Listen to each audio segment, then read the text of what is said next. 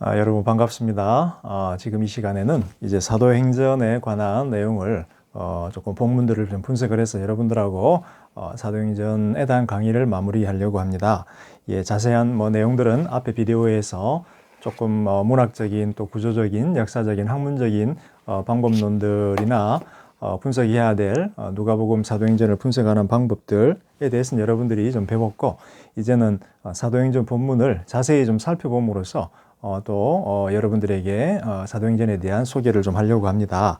자, 먼저 사도행전을 잘 이해하기 위해서는 사도행전 1장 1절부터 8절까지의 내용을 먼저 분석을 하면 됩니다. 1절부터 11절까지의 내용을 먼저 분석을 하면 사도행전 전체에 대한 내용을 사실 우리가 알 수가 있어요. 그래서 여러분 이 순간에 잠깐 이 비디오를 멈추고 사도행전 1장 1절부터 11절까지를 여러분들이 지금 좀 읽어 주시기 바랍니다. 그리고 이 비디오를 이 본문을 읽고 나서 다시 비디오로 돌아오시기 바랍니다.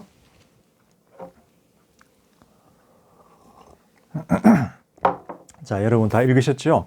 그러면 성경을 펴서 먼저 사도행전 1장부터 1절부터 11절까지를 한번 저랑 같이 한번 보도록 해요. 그리고 나서 제가 사도행전 전체에 대한 구조, 그 다음에 중요한 목적들, 토픽들을 여러분들에게 소개해 드리도록 하겠습니다. 자, 먼저 사도행전 1장 1절에 보게 되면 데오빌로여 내가 먼저 쓴 글에는 물은 예수께서 행하시며 가르치시기를 시작하심부터 그가 택하신 사도들에게 성령으로 명하시고 승천하신 날까지 이를 기록하였느니라.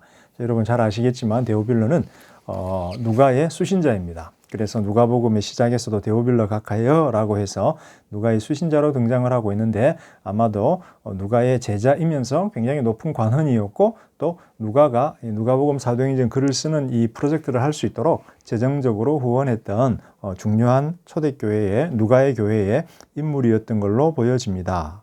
자, 그런데 여기 보면 재밌는 것이 내가 먼저 쓴 글이라고 하는 표현이 등장하는데, 이 내가 먼저 쓴 글은 뭘까요? 내가 먼저 쓴 글은 바로 누가복음을 이야기하겠죠. 그래서 누가복음 안에는 예수님이 행하시고 가르치시기를 시작하심부터 사도들에게 성령으로 명하시고 승천하신 날까지 이를 기록했다라고 했어요. 그래서 누가복음 24장 제일 마지막 장에 보면 예수님이 죽고 부활하시고 제자들에게 예루살렘에 머물러서 하나님의 능력으로 덧입힐 때까지 기다리라. 그리고 나서 예수님이 승천하신 기록이 딱 담겨 있어요. 이제 사도행전은 그 이후의 내용을 담고 있는데, 두 번째 책으로서 그 이후의 내용을 담고 있는데, 지금 누가가 다시 한번 사도행전을 소개하면서 예수님이 승천하시기 직전에 제자들하고 예수님 간에 있었던 대화를 다시 한번 여기서 설명을 해요. 3절에서 8절까지. 그래서 여기 보시면 누가복음의 마지막 동안에는 예수님이 부활하시고 승천하시는 기간 동안에 얼마만큼의 시간이 존재했을까? 아무런 기록이 남아있지 않지만 사도행전 1장에서 누가는 이렇게 이야기해요. 40일 동안 하나님 나라의 일을 부활하신 예수님이 가르치셨다라고 이야기를 해요. 부활하신 예수님이 가르치셨으니까 모든 가르침이 은혜로웠겠죠. 그리고 아마도 그 전에 가르치셨던 내용들을 또 한번 설명해 주시는 기회가 되지 않았나 싶어요. 그런데 이 예수님의 가르침을 한마디로 요약을 하면 하나님 나라의 일이에요. 하나님 나라의 일.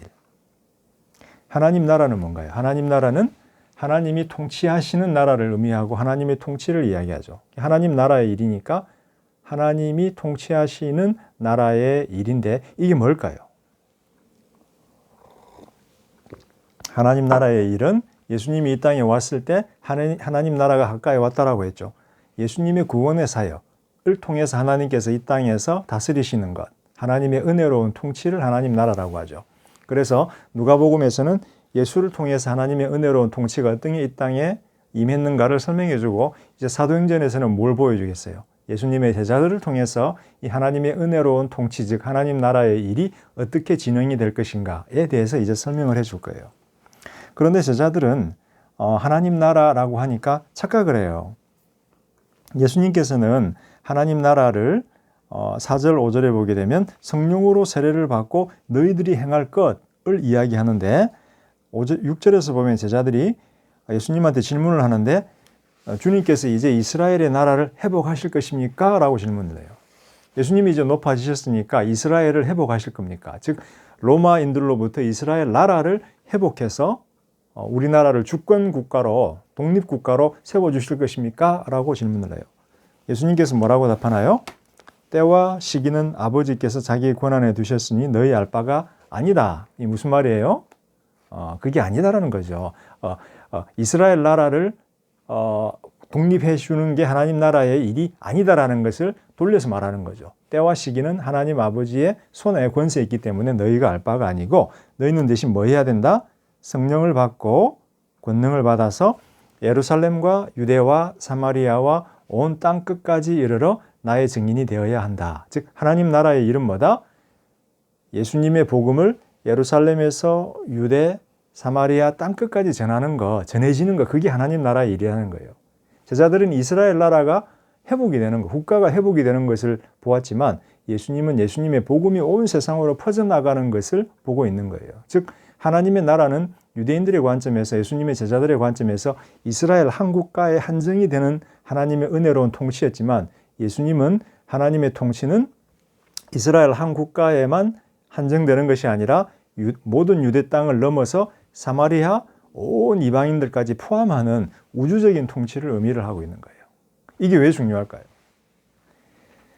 만약 제자들이 하나님의 나라가 이스라엘에게만 한정이 되는 국가라면 주 예수 그리스도의 주권은 어디에 한정이 되나요? 이스라엘에게만 한정이 돼버리는 거예요. 근데 예수님의 주권은 온 세상을 통치하는 것이잖아요. 온 세상을 포함하는 것이잖아요.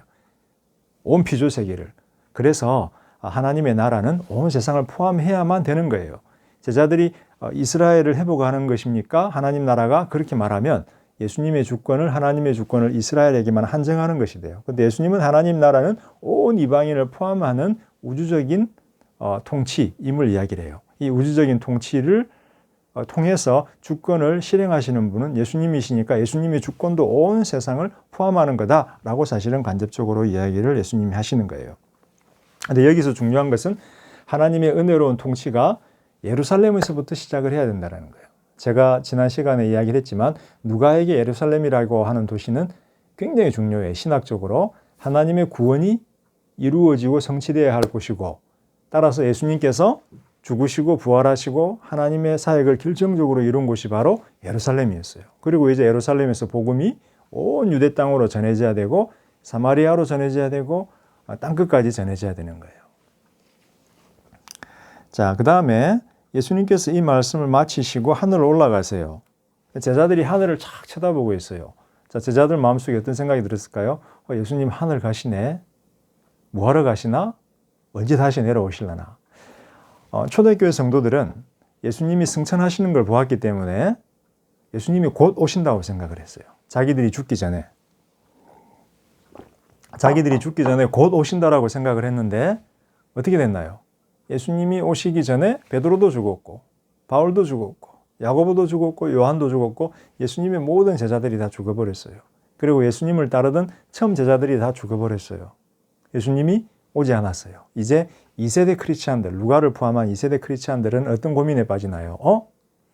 예수님이 하늘로 간 그대로 11절에 보면 천사들이 이야기하잖아요. 갈릴리 사람들아 왜 하늘을 쳐다보니 너희 가운데서 하늘로 올려지신 예수는 하늘로 가심을 본 그대로 다시 오신다. 천사들이 이야기한 거예요. 본 그대로 다시 오신다.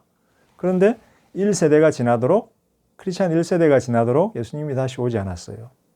이제 2세대는 어떤 마음을 품어야 될까요? 1세대들한테 들은 것은 예수님이 곧 다시 오신대, 금방 오신대, 본 그대로 라고 했는데 2세대 크리스찬들은 그걸 경험하지를 못했어요. 예수님이 안 오셨어요.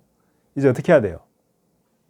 믿음을 저버리든가, 그들이 잘못 가르쳤어. 예수님 안 오실 거야 라고 생각을 하고 믿음을 저버리고 배교하든가 아니면 끝까지 기다리든가 요한계시록처럼 곧 오신다라고 믿고 그냥 기다리든가 세 번째는 우리가 생각하는 것처럼 예수님이 빨리 오지 않고 예수님은 빨리 오신다라고 했지만 그 빨리 오는 시간이 우리에게는 굉장히 긴 시간일 수 있으니까 기다리는 동안 뭔가 책임 있게 살자라고 하는 세 번째 견해가 발전을 해요.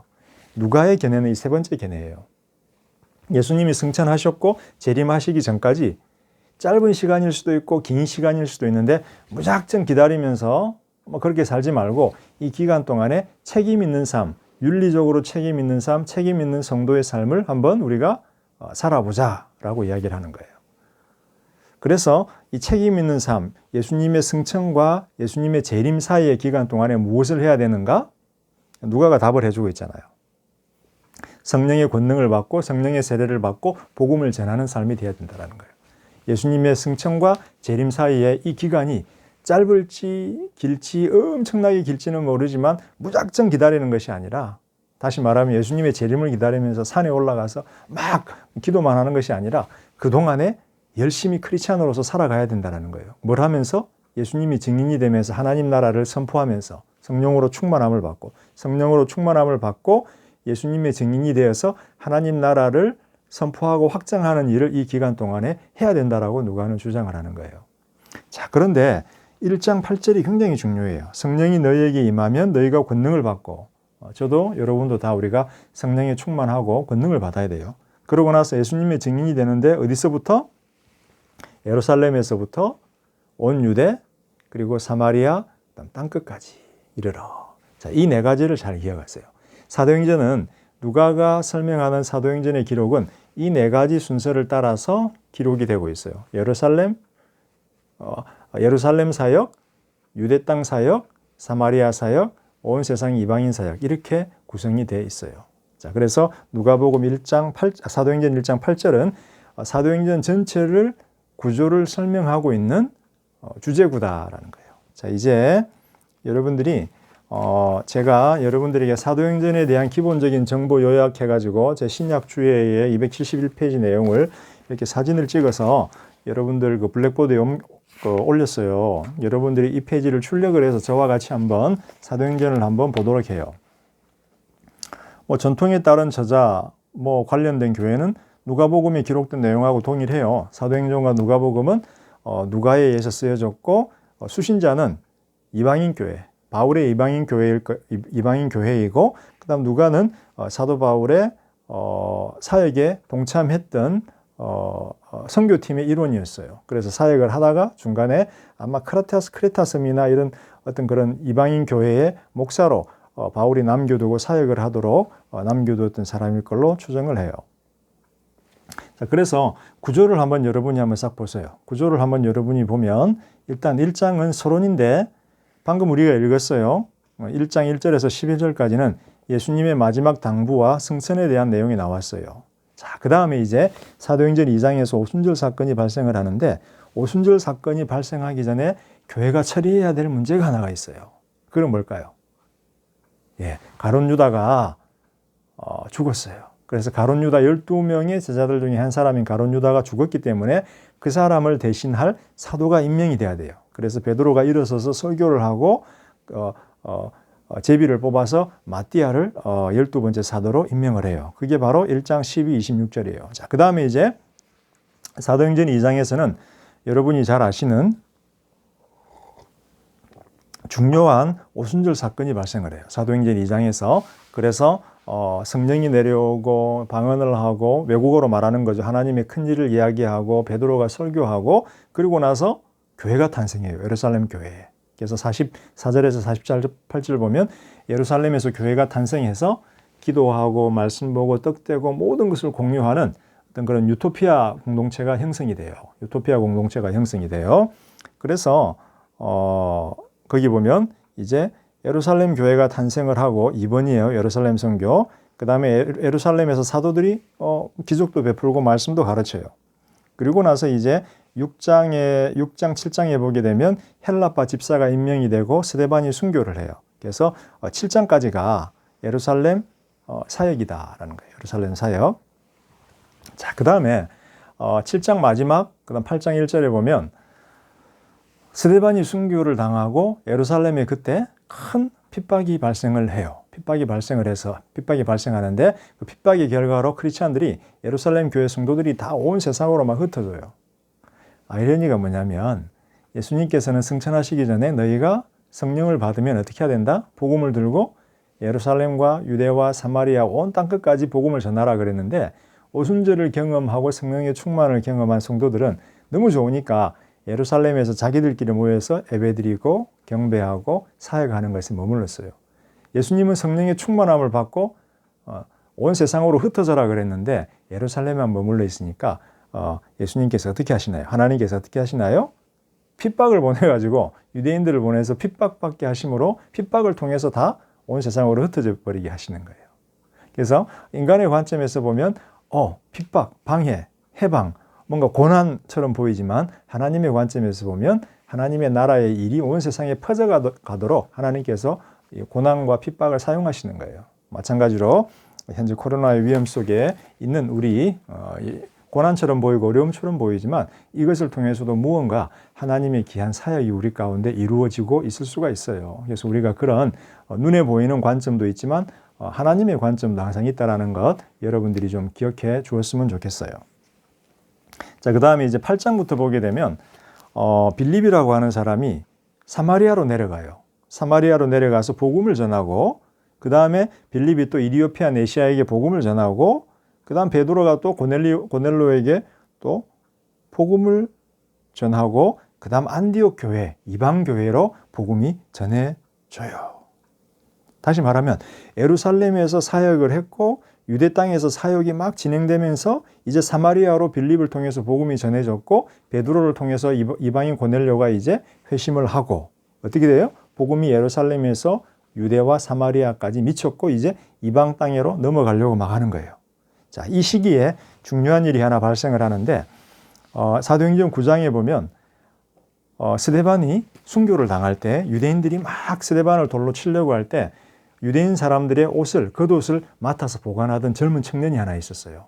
그 사람이 누굴까요? 그 사람은 바로 청년 사울이에요. 회심하기 전 바울의 이름이 사울이었어요. 바리새인 사울인데 이 사울이 겉옷을 맡고 있으면서 저 스데반 죽이길 잘했다 그러면서 막 박수를 치고 있었는데 사도행전 9장에 보면 이제 바울이 다메섹으로 가게 돼요. 다메섹으로 가는데 대제사장한테 편지를 받아서 다메섹으로 가요. 그래서 다메섹으로 가서 거기에 있는 어떤 회당에 있는 유대인들에게 보여주면서 크리스찬들을 잡아서 예루살렘으로 데려오고 핍박할 계획을 세웠어요. 그런데 사도행전 9장에 보면 바울이 말을 타고 한참 가는데 갑자기 하늘에서 빛이 쫙 비쳐요. 그러면서 그 빛 가운데서 목소리가 나는 거예요. 사울아, 사울아, 왜 네가 나를 핍박하니? 사울이 이야기하죠. 주님 누구십니까? 하니까 나는 네가 핍박하는 예수다. 무슨 말이에요? 사울이 핍박하는 예수님의 제자들하고 예수님이 동질화되고 있는 거예요. 예수님의 제자들을 핍박하면 예수님을 핍박하는 거예요. 예수님 왜 나를 핍박하니? 사울이 그 순간에 눈이 멀어서 사흘 동안 보지 못하고 영적인 혼란 속에 거하게 되죠. 왜? 자기는 예수가 메시아라고 주장하는, 예수가 그리스도라고 주장하는 초대교회 성도들의 가르침이 잘못됐다라고 생각했기 때문에 핍박을 하러 갔는데 자기 눈앞에 죽고 부활한 예수가 딱 등장을 하니까 자기가 맞고 기독교 성도들이 크리스찬들이 틀렸다라고 생각을 했는데 보니까 자기가 틀렸고 크리스찬들이 맞은 거예요. 자기는 예수가 메시아가 아니라고 생각했고 크리스찬들은 예수가 메시아라고 주장했기 때문에 자기가 맞다라고 생각을 했는데 자기가 틀린 거예요. 그 순간 이 사흘간의 어두운 시간을 보내고 영적인 회심을 바울이 경험을 하고 그 다음에 예수님으로부터 있던 콜링을 받게 돼요. 어떤 콜링인가요? 복음을 가지고 이방 땅으로 나아가라는 거예요. 이방인들을 위해서 복음을 전하다가 고난받는 사도로 이제 사도 바울이 부름을 받게 되는 거예요. 그리고 여러분들이 이제 구조를 보게 되면 13장, 12장에서 안디옥 교회가 설립이 됐어요. 자, 이제 4번이에요, 4번. 이제 이방인 선교가 안디옥 교회를 통해서 활발하게 이루어지기 시작을 해요. 13장부터. 자, 그 다음에 15장부터는 이제 바울의 첫 번째 선교 여행이 등장하고 그 다음에 두 번째 선교 여행이 등장하고 예루살렘에 붙잡힌 다음에 로마로 이동해 가면서 바울이 전하는 또 세 번째 선교 여행. 그 전에 세 번째 선교 여행이 있겠네요. 그죠? 예, 그 전에 첫 번째, 두 번째, 세 번째 선교 여행을 하고 이제 로마로 가게 되지요. 그래서 15장에서 28장까지를 보게 되면 바울이 소아시아, 지금의 터키 지역에서 첫 번째 선교 여행을 하고 두 번째 와서 선교 여행을 하다가 그리스로 가게 되고 그다음에 세 번째 다시 한번 쭉 돌면서 선교 여행을 하고 돌아오다가 예루살렘으로 가서 붙잡혀서 이제 로마로 가게 되는 그런 여정이 15장에서 28장까지가 기록이 되게 되죠.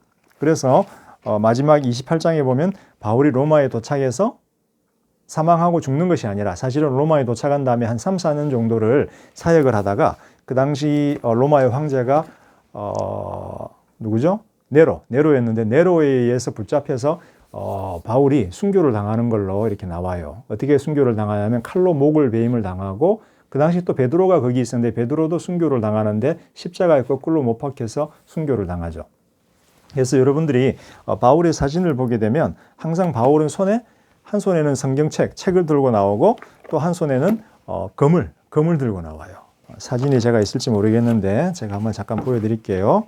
바울 사진 나와라. 자, 바울 사진을 제가 아마도 가지고 있을 걸로 생각을 하는데 신약주해에 여기 있네요. 여기 있는데 잘 보일지 모르겠는데 잘 보일지 모르겠어요, 여러분. 잘 보이나요? 예, 구글에 한번 쳐보세요. 사도 바울. 그러면 사도 바울은 항상 왼손에 책을 하나 들고 오른손에 이렇게 왼손에 책, 오른손에 칼 이렇게 들고 나와요. 책은 뭐냐면 자기가 썼던 서신서들을 상징을 하고 성경을 상징하고 칼은 자기가 순교당했던 네로에 의해서 순교당했던 그 방식을 상징을 해요. 그럼 베드로는 그림에서 뭘 가지고 나올까요? 십자가 가지고 나올까요? 베드로는 열쇠 꾸러미를 들고 나와요. 열쇠를 딱 들고 나와요. 왜? 마태복음 16장에서 베드로 위에 반석 위에 교회를 세우고 음부가 이길 수 없는 권세를 주고 하늘과 땅, 천국을 여는 열쇠를 주겠다라고 약속을 주님이 하셨기 때문에 베드로는 항상 열쇠 꾸러미를 가지고 나와요. 굉장히 좀 부러운 사람이에요. 자, 그런데 로마에서 바울이 가택연금을 당해요. 감옥에 들어가는 것이 아니라 가택연금을 당해서 재판을 기다리면서 한 3, 4년 보내게 되는데 그 이후에 이제 네로에 의해서 재판을 받고 죽임을 당하게 되는데 사도행전 28장에 보면 가택연금을 당하는 동안 사람들이 와서 바울의 설교를 듣고 복음이 로마 땅에 전파되는 것으로 해서 딱 끝나요. 그래서 사도행전의 구조는 뭐다? 1장 8절 제자들이 성령으로 충만하게 능력으로 덧입음을 입고 예루살렘과 유대와 사마리아와 땅끝까지 복음을 전하는 것, 이걸로 딱 끝이 나는 거예요. 그래서 사도행전의 특징 중에 하나는 뭐냐면 결론이 내려지지 않는다. 끝이 열려있다라는 거예요. 오픈 엔딩. 사도행전의 결론이 열려있다라는 거예요. 뭐예요? 교회의 역사가 복음의 사역이 계속해서 진행이 된다라는 거예요. 그 복음이 우리까지 왔고 여러분과 저한테까지 왔고 지금도 그 복음이 교회에서 전파되고 있다라는 거예요. 그래서 열린 엔딩이다라는 거예요. 자, 여러분 사도행전 강의 들어주셔서 고맙고 또 과제 잊지 말고 하시고 우리 다음 주에 또 뵙도록 하겠습니다.